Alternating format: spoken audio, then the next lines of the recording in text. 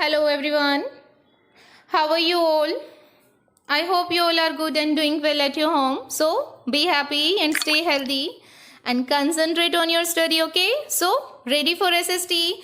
Let's start. Today we are going to do part 2 of lesson 3, the surface and interior of the earth. Earth. We have learnt many things about its upper surface and its interior structure in part 1. Okay.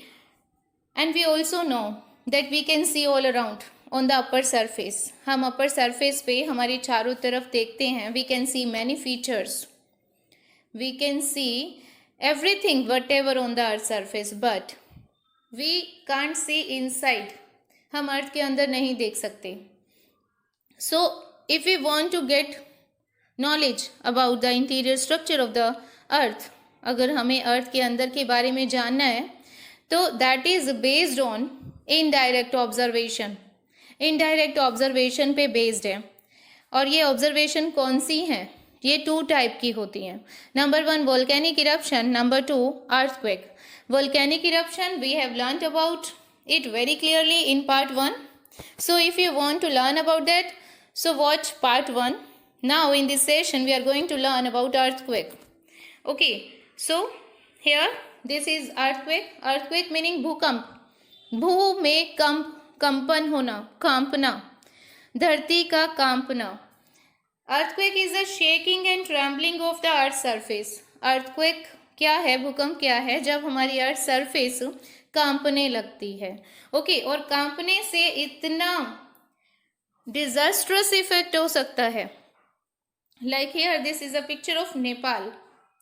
यहाँ पे earthquake हुआ था और इतना विनाशकारी था वो earthquake कि उस एरिया में जितनी भी बिल्डिंग्स थी वो सारी विद इन सेकेंड्स मिट्टी में मिल गई.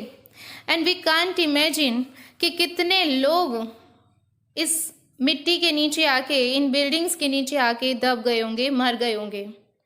सो अर्थक्वेक इतना डिजास्ट्रस भी हो सकता है. ओके, बट ऐसा नहीं है कि हर बार ये अर्थक्वेक डिजास्ट्रस ही हो. समटाइम ये बहुत स्लाइटली सा, बहुत आराम से मूव कर जाता है कि हमें पता ही भी नहीं चलता. Okay, so let us learn about it. ये अर्थक्वेक है तो ये होता क्यों है? It is caused by internal movements. ये इंटरनल मूवमेंट्स की वजह से होता है. इंटरनल मूवमेंट्स मीनिंग अर्थ के अंदर कुछ ऐसा होता है कि इसकी वजह से हमारी अर्थ सरफेस पे भूकंप आ जाता है. अब ये क्या होता है? हमारी अर्थ सरफेस से नीचे बहुत सारी टेक्टोनिक प्लेट्स हैं.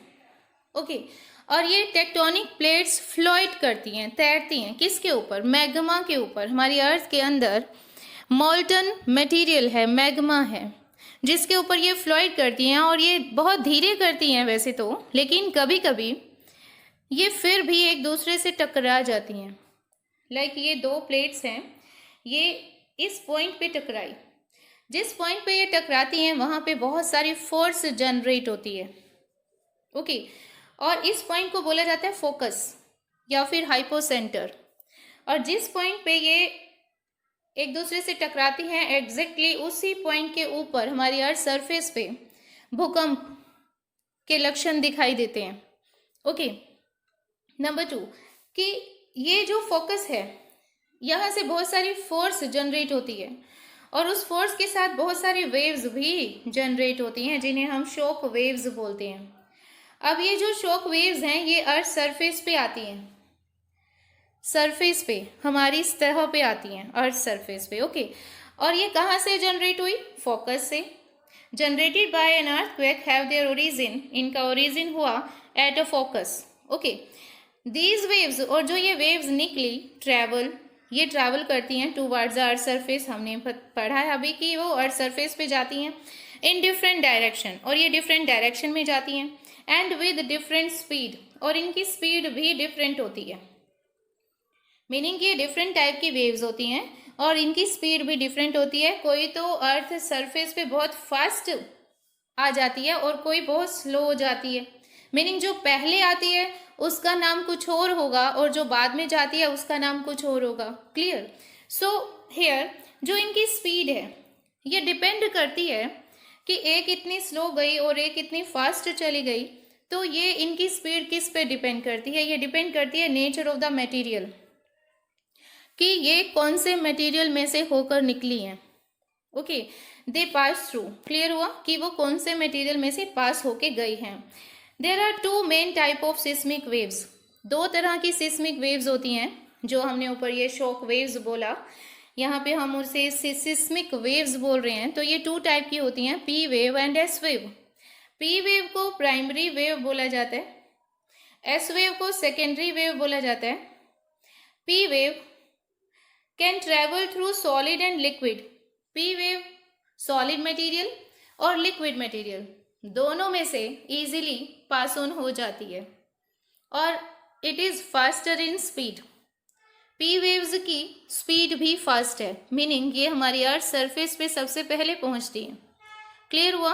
एंड जो एस वेव हैं, ऑन द अदर हैंड, जो हमारी सेकेंडरी वेव्स हैं, ये ओनली सॉलिड मीडियम में से निकलती हैं और इनकी स्पीड भी बहुत स्लो है। So there is a question in the back exercise. Back exercise में क्वेश्चन है कि what is the difference between primary wave and secondary wave. तो प्राइमरी वेव में हमने किया कि ये दोनों मटेरियल में से निकल सकती है, सॉलिड में से भी और लिक्विड में से भी, एंड इसकी स्पीड फास्ट होती है। और सेकेंडरी वेव के बारे में क्या पढ़ा?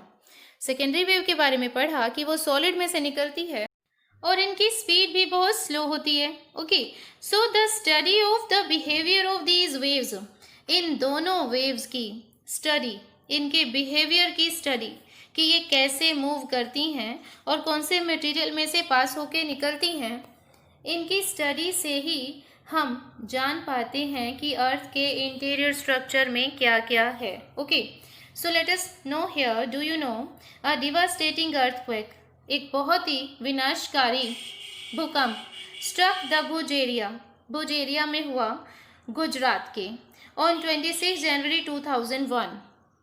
26 जनवरी 2001 को गुजरात के भुज एरिया में एक बहुत ही विनाशकारी भूकंप आया। It killed thousand of people, इसने हजारों लोगों को मार दिया। And caused extensive damage of property, और बहुत सी प्रॉपर्टी का भी नुकसान हुआ, क्योंकि जिस भी एरिया में इतना विनाशकारी अर्थक्वेक अकर होता है, तो उस एरिया में जितनी भी बिल्डिंग्स हैं, जितनी भी डेवलपमेंट्स अभी तक हुई थी, वो सभी विद इन सेकेंड्स डिस्ट्रॉय हो जाती है। और उस एरिया में जितने भी लोग उन बिल्डिंग्स में मौजूद थे, वो उन बिल्डिंग्स के नीचे आ जाते हैं और पता भी नहीं चलता कि उस समय में कितने लोग वहाँ पर थे।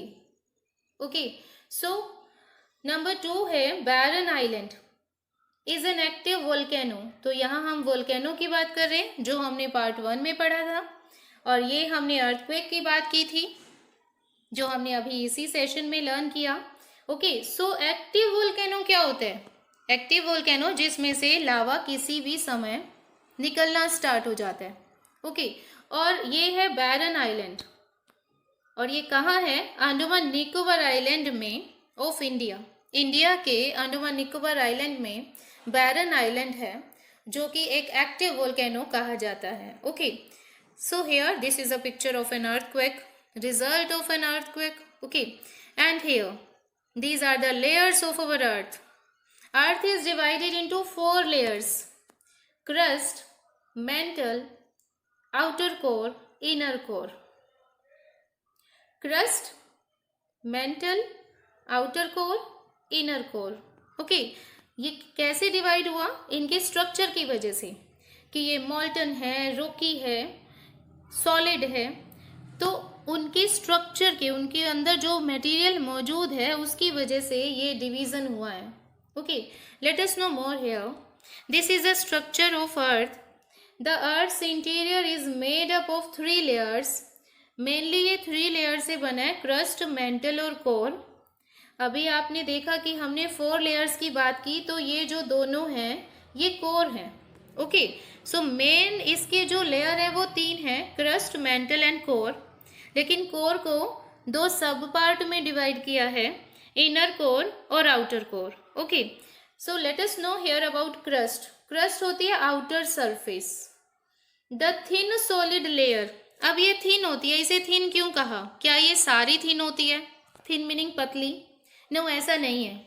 वैसे तो ये बहुत थिक है, लेकिन जो इसके इंटरनल स्ट्रक्चर में जो अदर लेयर्स है, मेंटल और कोर, उनके कंपैरिजन में ये थिन है।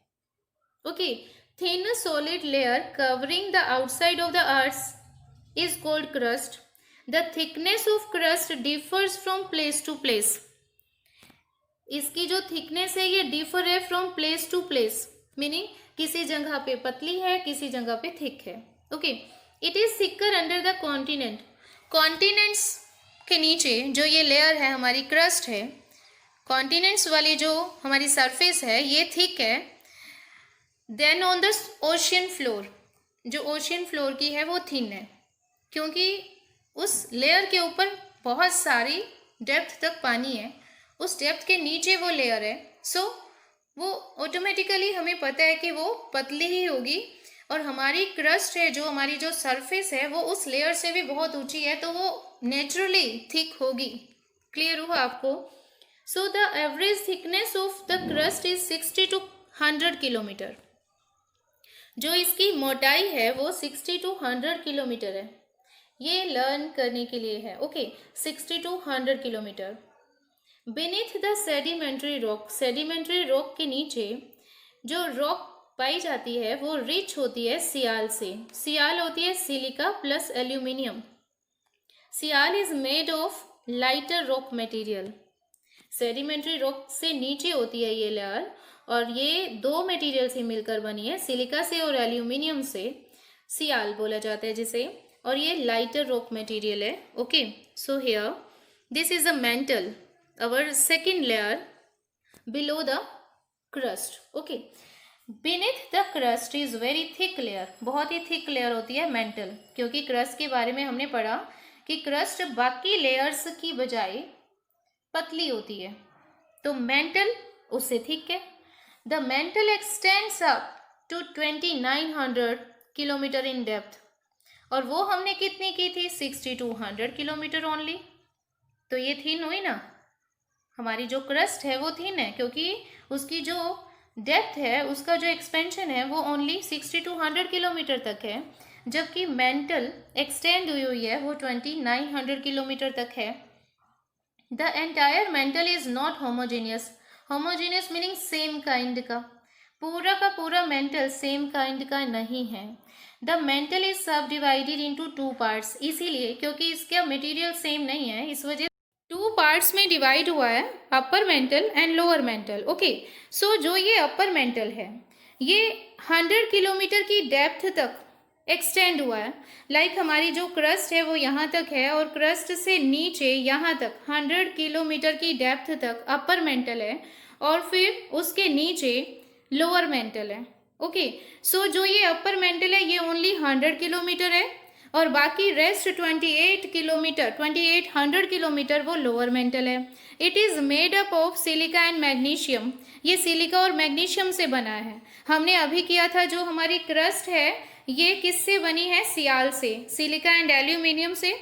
और अब हम ये मेंटल कर रहे हैं, तो ये जो इसका लोअर मेंटल है वो बना है सिलिका एंड मैग्नीशियम से। ओके, और जो हमारी क्रस्ट और मेंटल के बीच में जो एक लेयर होती है उसे मोह बोला जाता है।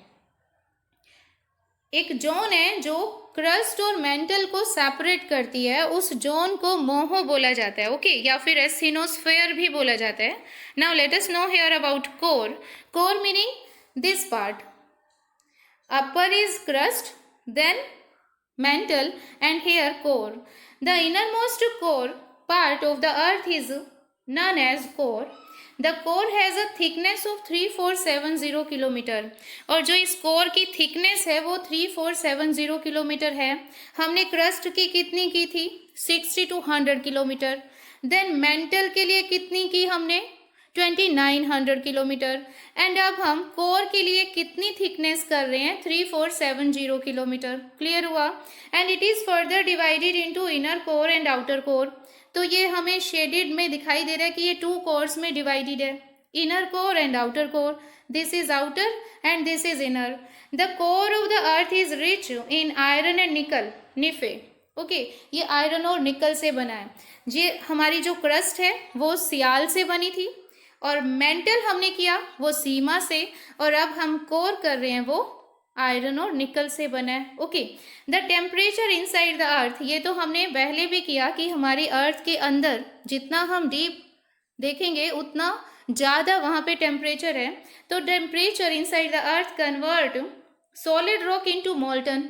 अब अगर वहाँ पे कुछ सॉलिड था वो मोल्टन में चेंज हो गया, मीनिंग लिक्विड में चेंज हो गया. Sometime the hot material cold lava, तो जो ये अंदर हॉट मटेरियल है जब ये अंदर होता है तो इसे मैग्मा बोला जाता है, और जब ये हमारी सरफेस पे क्रैक्स में से बाहर आ जाता है, मुख बना के बाहर आ जाता है, तो इसे लावा बोला जाता है. Okay, when the molten material comes from beneath the sea floor, और जब ये कभी सी फ्लोर में से निकलता है, ओशियन में जो नीचे से क्रैक आके जो ओशियन के नीचे जो सरफेस होती है उस सरफेस में क्रैक्स में से निकलता है जब ये लावा, तो ये एक न्यू सी फ्लोर बना देता है वहाँ पे. Okay, on the other hand जब यही लावा कॉन्टिनेंट्स पे निकलता है, ओके, तो क्या होता है, तो वहाँ पे माउंटेन्स और प्लेटोज बनते हैं. ये तो हमने जब वोल्केनिक इरप्शन देखा था फर्स्ट पार्ट में, तो हमें वहाँ पे पता चला था कि लावा बाहर आके जमता है और उसकी थिकनेस पे डिपेंड करता है कि वो प्लेटो बनाएगा या माउंटेन बनाएगा. Okay, so now our session is over. In our next session we will continue the topic surface and the interior of our earth. So bye bye for this session. Bye bye.